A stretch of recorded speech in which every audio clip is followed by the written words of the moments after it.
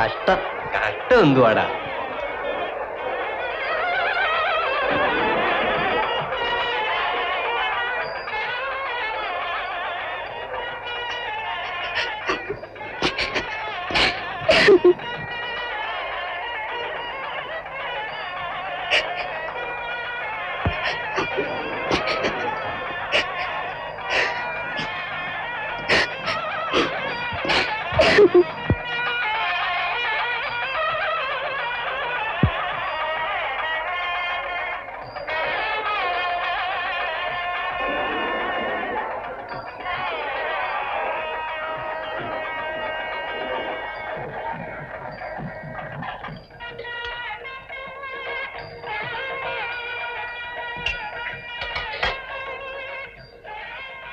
എന്നാലും ദാമോദരൻ മുതലാണ് ഇത് ചെയ്യേണ്ടിയിരുന്നു. എന്താ ഇപ്പൊ കുഴപ്പം? ഒലയ്ക്ക അവളും ഇടുക്കിയാണെന്ന് 2-3 കൊല്ലത്തിനകം വയസ്സിലങ്ങ് ചാവും. അവൾക്ക് പിന്നെ ഇത്രയും സ്വത്തും വെച്ച് നല്ല ചെറുപ്പക്കാരെ വലിയൊരു കല്യാണം കഴിച്ച് സൂചിക്കരുത്. അതിനപ്പോ നമുക്കെന്ത് വേണം?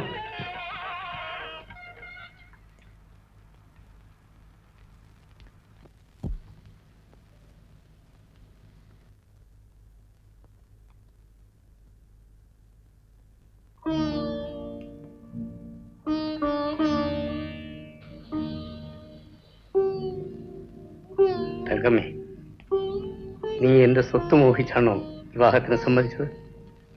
അല്ല, സ്നേഹം മോഹിച്ച്. സത്യമാണോ നീ പറയുന്നത്? ആരും വിശ്വസിക്കാത്ത ഒരു സത്യം. ഒരു ചെറുപ്പക്കാരൻ നിന്നെ സ്നേഹിക്കുന്നിടത്തോളം വയസ്സനായി എനിക്ക് സ്നേഹിക്കാൻ കഴിയും. കഴിയും. എനിക്ക് നിന്നോടുള്ള യഥാർത്ഥ വികാരം എന്താണെന്ന് ഞാൻ തന്നെ പരിശോധിക്കുകയായിരുന്നു. ഞാൻ പറയാം. നീയത് ആരോടും പറയരുത്. ആളുകൾ എന്നെ കൂകി വിളിക്കും. എനിക്ക് നിന്നോട് പ്രേമമാണ്. പ്രേമം. ഒരു ചെറുപ്പക്കാരനും ഒരു വയസ്സിനെ പോലെ സ്നേഹിക്കാൻ കഴിയില്ലെന്നാണ് എന്റെ അനുഭവം. എന്നെയും നിന്നെയും സംബന്ധിച്ചെങ്കിലും അത് ശരിയാണ് തങ്കമ്മേ. ഞാൻ നിന്നെ സ്നേഹിക്കുന്നിടത്തോളം ആർക്കും നിന്നെ സ്നേഹിക്കാൻ കഴിയില്ലെന്ന് എനിക്ക് ഉറപ്പുണ്ട്. ഞാൻ ആഗ്രഹിക്കുന്നത് അതാണ്. പക്ഷേ എന്താണ്? യുവതിയായ ഒരു ഭാര്യ ഭർത്താവിൽ നിന്ന് ചിലതൊക്കെ പ്രതീക്ഷിക്കുന്നുണ്ടാവും. ഉണ്ടാവും. നിനക്ക് എന്നിൽ നിന്ന് അതൊന്നും ലഭിക്കുകയില്ല. ഞാൻ ആശിക്കില്ല. തങ്കമ്മേ, എന്തോ ഏത് ദിവസവും മരിച്ചു പോകത്തക്ക വാർദ്ധക്യം എനിക്കുണ്ട്. ഏതായാലും ഒരു നീണ്ട ജീവിതം എനിക്കുണ്ടാവില്ല. ഞാൻ മരിക്കുന്നത് വരെ നീ എന്റെ സ്നേഹമുള്ള ഭാര്യയായിരിക്കണം. നിന്റെ ശുശ്രൂഷകൾ ഏറ്റുകൊണ്ട് എനിക്ക് മരിക്കണം. ഞാൻ മരിക്കുമ്പോഴും നീ യുവതിയും കന്യകയുമായിരിക്കും. അപ്പോൾ നീ നിനക്കിഷ്ടപ്പെട്ട ഒരു ചെറുപ്പക്കാരനെ വിവാഹം ചെയ്ത് സുഖമായി ഇവിടെ കഴിയണം. ഈ കിടക്കമുറി തന്നെ നിങ്ങളുടെ കിടക്കമുറിയായിരിക്കണം.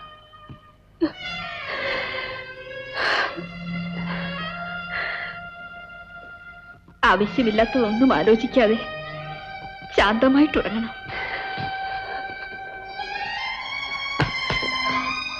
സന്തോഷമായിട്ടുറങ്ങണം.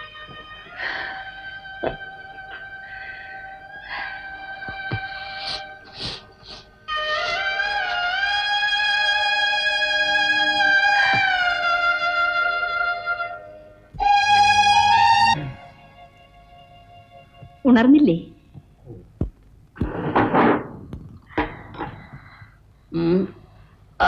എണീക്ക. പഴയ കരിഗ്യാസ് വണ്ടി പോലെയാണ് ഞാൻ. ഒന്ന് സ്റ്റാർട്ട് ചെയ്ത് വിടാൻ കുറേ സമയമെടുക്കും. ഓടി തുടങ്ങിയ കട്ടിലിൽ വന്ന് വീഴുന്നത് വരെ അങ്ങ് ഓടിക്കൊള്ളും. ചായ. എനിക്ക് ഈ ചെറുപ്പക്കാരുടെ പരിഷ്കാരമൊന്നുമില്ല. മുഖം കഴുകണം.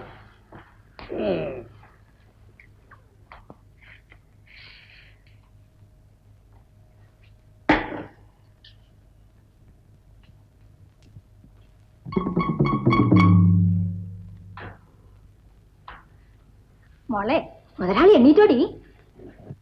എണീറ്റു. എടാ പുരുഷോ, എടാ ചെറുക്കാ. എന്തിനാണ് അയാളെ വിളിക്കുന്നത്? എടാ ചെറുക്കോ, എന്താടാ വിളിച്ചാ വിളിയേക്കാൻ ഒരു മടി? അല്പം മടി തന്നെയാ ചെറുക്കാന്നൊക്കെ വിളിച്ചാല്. ദേ അഹങ്കാരം പറഞ്ഞാലുണ്ടല്ലോ. അമ്മ അപ്പുറത്തേക്ക് പോവൂ, അദ്ദേഹം കുളിമുറിന്ന് വരും. ഞാൻ പറയാ ചെറുക്ക, വിളി. പുരുഷേട്ടൻ അപ്പുറത്തേക്ക് പോകും. അമ്മ പറയുന്ന ഒന്നും കാര്യമാക്കണ്ട.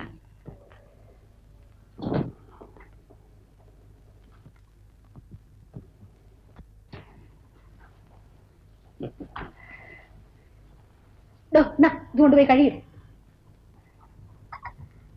നീ ചായ കുടിച്ചോ? ഞാൻ കഴിച്ചോളാം. കഴിച്ചേ? വേണ്ട.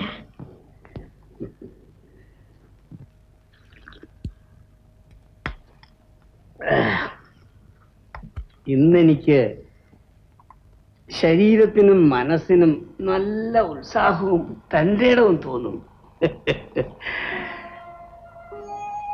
വയസ്സന്മാർക്കും ഭാര്യ ആവശ്യമാണ്.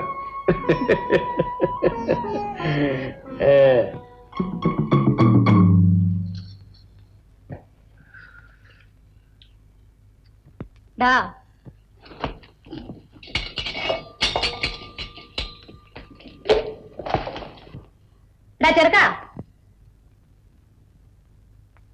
ഇവിടെ വേണ ചെറുക്ക.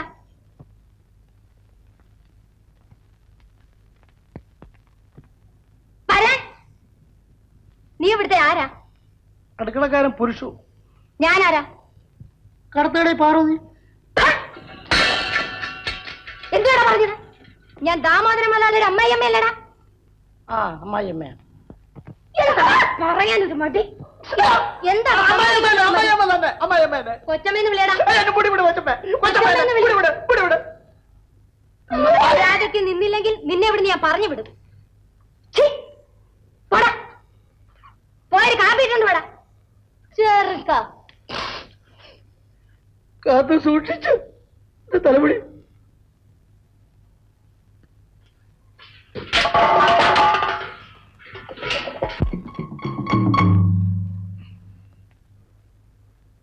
എടാ ചെറുക്ക, എടാ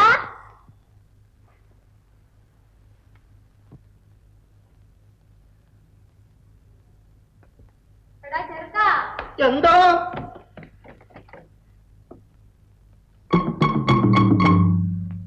എന്താടാ തലയും മുണ്ടിട്ടിരിക്കുന്നത്?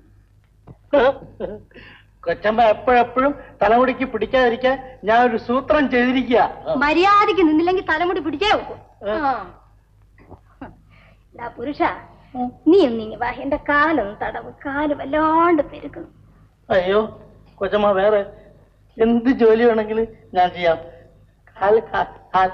കാല് തടവാൻ മാത്രം എന്നെ കൊണ്ടുവയ്യ. പറയുന്നത് കേട്ടോണം. എനിക്ക് വയ്യ.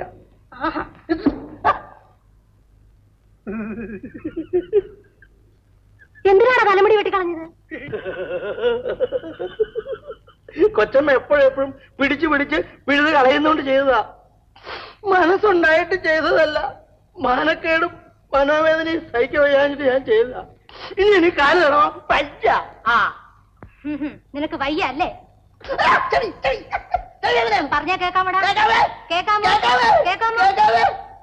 ശരി വാ. കൊച്ചമ്മ കാലും ചെയ്യുന്നാണ് ഞാൻ തടവാ. ചെവി മുറിച്ച് കളഞ്ഞ് പേദമാണല്ലോ ഇത്. കണ്ട മരക്കാത്തികളുടെ കാല് തടവുന്നു.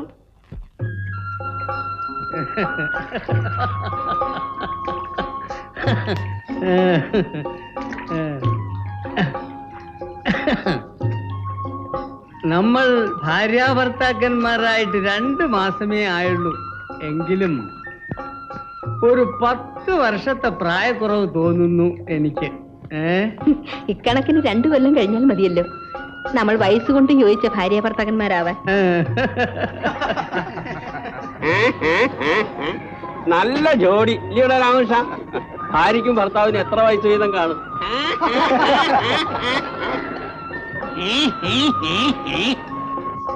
ഞങ്ങളുടെ വയസ്സിന് തമ്മിൽ വലിയ വ്യത്യാസമില്ല.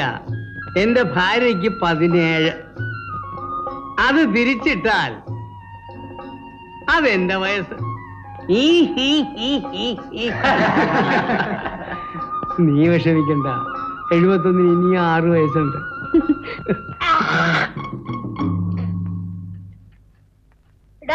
എന്താ ഇങ്ങോട്ട് വേണം. കൊച്ചമ്മ ആശുപത്രി പോയിട്ട് വന്നോടാ. ആര് തങ്കമ്മയോ? ശരി, മുതലാളിയുടെ ഭാര്യ പേര് ചൊല്ലി വിളിക്കുന്നോടാ. അതിന് കൊച്ചമ്മാന്ന് വിളിക്കരുതെന്നും തങ്കമ്മാന്ന് വിളിച്ചാ മതിയെന്നും പ്രത്യേകം എന്നോട് പറഞ്ഞിട്ടുണ്ട്. അവൾ അങ്ങനൊക്കെ പറയും. എന്നോടായിട്ട് നീ വിളിക്കാമോടാ?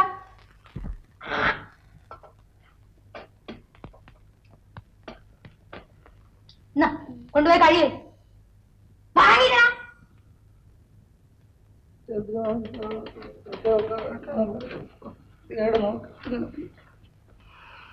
ഇവള് തന്നെ ഒരു കോളാമ്പിയാന്നേ. മുടി മുറിച്ച് കളഞ്ഞു, ചെറുക്കാന്ന് വിളിച്ചു. അവസാനം ഈ കടത്തുകാരി പാർവതിയുടെ കോളാമ്പി എഴുവാനുള്ള ഗതികേട് എനിക്ക് വന്നല്ലോ. അല്ലേ, വെറ്റത്തുപ്പലിന് നല്ല നിറമാന്ന് പറയായിരുന്നു.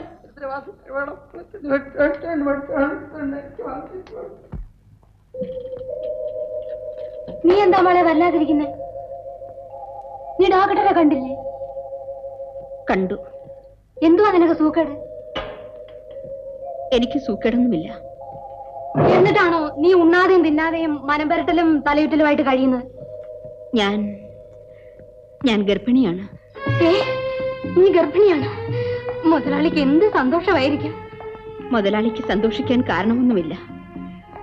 എന്റെ വയറ്റിൽ കിടക്കുന്ന കുഞ്ഞിന്റെ അച്ഛൻ ശിവരാമനാണ്. മഹാഭാവി ചതിച്ചോ? സാധുവും വയസ്സനുമായ എന്റെ ഭർത്താവിനാണ് ചതിവ് പറ്റിയത്. ഞാൻ അറിഞ്ഞുകൊണ്ടല്ലെന്ന് മാത്രം. ദൈവമേ, ഞാനിനി പഴയ കൂടിലേക്ക് തന്നെ പോകേണ്ടി വരുമല്ലോ. എടി മോളെ, മോളെ, എന്റെ പൊന്നു മോളെ, സത്യം പുറത്തു പറയണ്ട. മുതലാളിയിൽ നിന്നുള്ള ഗർഭമാണെന്ന് പറഞ്ഞേച്ചാ മതി. എന്തൊക്കെയാണാവോ സംഭവിക്കാൻ പോകുന്നത്. എല്ലാം നശിച്ചു, എല്ലാം മുടിഞ്ഞു.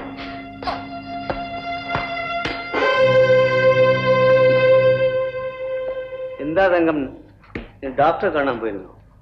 എന്നോട് പറഞ്ഞിരുന്നെങ്കിൽ ഞാൻ കൂടെ വരുമായിരുന്നല്ലോ. എന്താ നിനക്ക് അസുഖം? ഒന്നുമില്ല. ഒന്നുമില്ലേ? നിന്റെ മുഖം വിളറിയിരിക്കുന്നല്ലോ. എന്താ പറയൂ. എനിക്ക് പറയൂ. എനിക്ക് ഗർഭമുണ്ട്.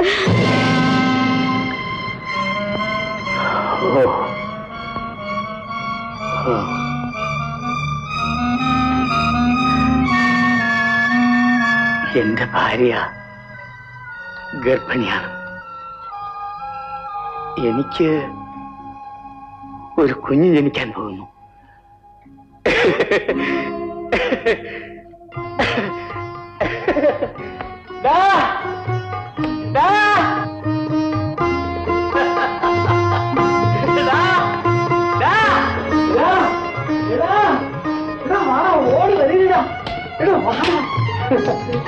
എനിക്കൊരു സന്തോഷ വാർത്ത പറയാനുണ്ട്. എന്റെ ഭാര്യ ഗർഭിണിയാണ്.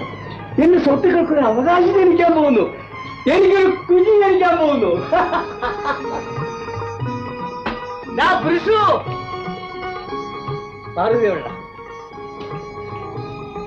വിശേഷം അറിഞ്ഞോ? പൊന്നു മുതലാളി, ഞാൻ ഒന്നും അറിഞ്ഞതല്ലേ. നിങ്ങളും അറിയണം. എനിക്ക് ഒരു കുഞ്ഞ് ജനിക്കാൻ പോകുന്നു. എന്റെ ഭാര്യ ഗർഭിണിയാണ്.